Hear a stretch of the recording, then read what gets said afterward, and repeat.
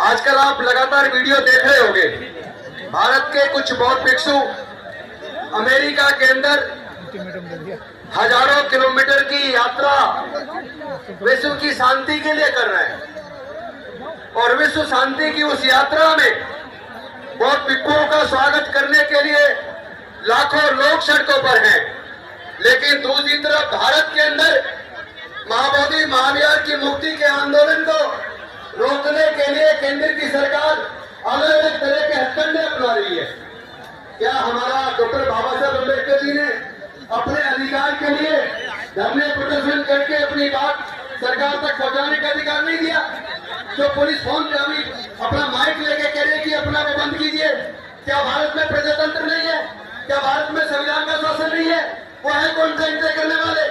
अरे भाई बताइए, क्या किसी मस्जिद का संचालन करने के लिए मुस्लिम से या किसी दूसरे धर्म के लोग उसकी संचालन समिति में होते हैं?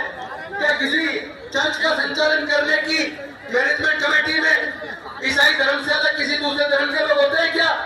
क्या किसी हिंदू मंदिर के अंदर, मंदिर की संचालक समिति के अंदर हिंदू धर्म से अलग किसी दूसरे धर्म के लोग होते हैं?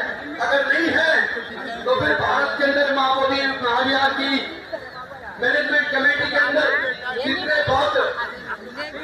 बहुत प्रतिनिधियां होते हैं, क्यों?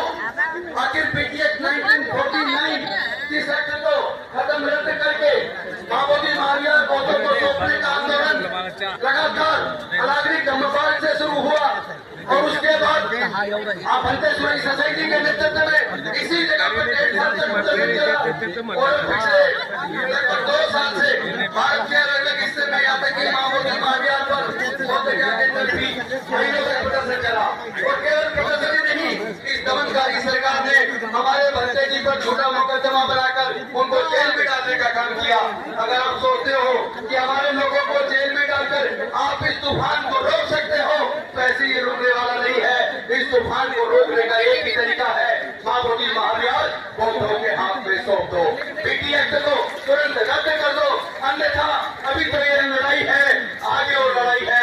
अभी देश के कोने कोने के अंदर बौद्ध लोग, अम्बेडकरवादी लोग, संत गुरु रविदास जी को मानने वाले लोग, तमाम बहुजन समाज के लोग इकट्ठा होकर इस आंदोलन को तेज कर चुके हैं। अब ये लड़ाई रुकने वाली नहीं है।